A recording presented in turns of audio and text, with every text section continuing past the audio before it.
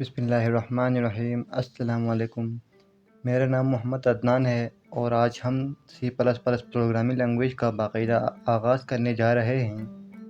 C++ programming शुरू करने से पहले कुछ बातें का जानना बहुत ज़रूरी है कि C++ कोडिंग के लिए हम कौन सा टूल यूज़ करेंगे। हम इसमें डेव C++ का सॉफ्टवेयर इस्तेमाल करेंगे। इसका लिंक मैं आपको डिस्क्रिप्शन में भी दूंगा, आप वहां से भी डाउनलोड कर सकते हैं। मैंने डेव C++ ऑलरेडी अपने सिस्टम में इंस्टॉल कर ली हुई है। इस तरह से आपको एक शॉर्टकट मिलेगा। इस तरह के एक आइकन आपको दिखाई देगा। आप सबसे पहले इधर क्लिक करेंगे या फिर आप इधर से स्टार्ट पे क्लिक करेंगे और यहाँ पे डेव C++ लिखेंगे, सर्च करेंगे, आपको यहाँ इधर भी दिखेगा। आप जिस तरह भी चाहें इसको ओपन कर सकते हैं, आपकी मर्ज़ी है, आपको जो आसानी हो आप उस तरह ओपन कर सकते हैं। सबसे पहले आपको इस तरह का एक इंटरफेस नज़र आएगा और हम सबसे पहले इधर फाइल को क्लिक करेंगे और न्यू पे हवर करेंगे तो इधर सोर्स फाइल लिखा आ रहा है, आप इधर क्लिक करेंगे। आप इसको डायरेक्ट शॉर्टकट से भी Ctrl+N दबा के ओपन कर सकते हैं।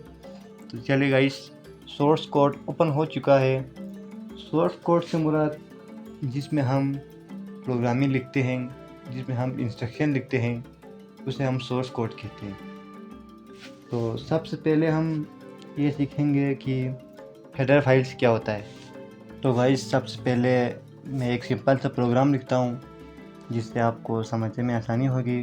गाइस, ये याद रखिएगा, ये आप जितने छोटा से छोटा प्रोग्राम लिखें या जितना चाहे बड़ा प्रोग्राम लिखें, उसमें ये बेसिक स्ट्रक्चर लाजमी होता है। सब प्रोग्राम में ये बेसिक स्ट्रक्चर जो है वो लाजमी होता है। बेसिक स्ट्रक्चर क्या है, ये देखिए गाइस, हैश इंक्लूड, फिर ये एंगल ब्रैकेट है, आयोस्ट्रीम, डॉट एच। कुछ सॉफ्टवेयर में डॉट एच लगाना पड़ता है और कुछ में इसकी ज़रूरत नहीं होती है। ये डेव C++ से इसमें डॉट एच लगाने की कोई ज़रूरत नहीं होती। Hash include iostream using name space std, फिर ये टर्मिनेटर लगाएंगे और इंट मेन, फिर ये पेरेंथेसिस लगाएंगे और एक कर्ली ब्रैकेट लगाएंगे। ये हमारा बेसिक स्ट्रक्चर है और हम इसमें एक स्टेटमेंट लिखेंगे, काउट हेलो वर्ल्ड, फिर हम इधर टर्मिनेटर लगाएंगे। गाइस, ये बेसिक स्ट्रक्चर है जिसमें आप अपने प्रोग्राम लिखते वक्त इसको लाजमी से लिखेंगे। तो मैं इसको कंपाइल करता हूँ। जब आप प्रोग्राम आपका कंप्लीट होता है, आप यहाँ एग्जीक्यूट पर क्लिक करें और इधर कंपाइल पर क्लिक करें और सेव करें। सेव करने के लिए मैं आप जिधर चाहे सेव कर सकते हैं। मैं इसको डेस्कटॉप पे सिलेक्ट करूँगा। मैं इधर एक न्यू फाइल बनाता हूँ C++ के नाम से, C++, और मैं इसके अंदर इसको सेव करता हूँ, lecture1.cpp। वैसे ये .cpp जो है ये एक्सटेंशन है। अगर आप जावास्क्रिप्ट लिख रहे हैं तो फाइल का नाम और .js लिखते हैं, HTML लिख रहे हैं तो .html लिखते हैं। इसी तरह JPG हो गया, PNG हो गया, इसी तरह इसका भी एक्सटेंशन है, ये CPP। सेव करेंगे और इसको अभी एक बार रन करके देखेंगे। ये कंपाइल हो गया। अभी मैं इसको रन करता हूँ तो भाई देखिएगा, इस इधर हेलो वर्ल्ड लिखा हुआ आ रहा है। भाई ये हमारा बेसिक स्ट्रक्चर है। तो सबसे पहले हम हेडर फाइल को समझेंगे। हेडर फाइल क्या होता है, ये इंक्लूड के बाद ये एंगल ब्रैकेट में हम जो भी लिखेंगे वो हमारा हेडर फाइल है। हेडर फाइल आयोस्ट्रीम, ये हमारा एक हेडर फाइल है।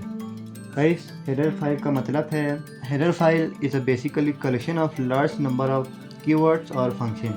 इसमें बहुत सारे फंक्शन और कीवर्ड स्टेटमेंट इसके अंदर पहले से ही लिखा हुआ होता है। जैसे कि गाइस ये सी आउट स्टेटमेंट, ये सी आउट ये प्रिंट करने के लिए इस्तेमाल होता है।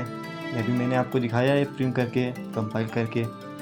ये अगर ये IOSTream इधर ना लिखें तो ये प्रिंट नहीं होगा। क्यों? क्योंकि ये सी आउट स्टेटमेंट जो है वो इसमें IOSTream में इंक्लूड है। इसी तरह बहुत सारे स्टेटमेंट, बहुत सारे फंक्शन इस IOSTream के अंदर इंक्लूड है। ये हमारा हेडर फाइल हो गया। इसी तरह हेडर फाइल, बहुत सारे हेडर फाइल होते हैं। जैसे कि आप मैथ की कैलकुलेशन करना चाहें, जैसे कि sine theta, cos theta, tan theta, इस तरह बहुत सारी मैथ की फंक्शन होते हैं। आप उसको सोल्व करने के लिए आप एक और हेडर फाइल ले सकते हैं, include,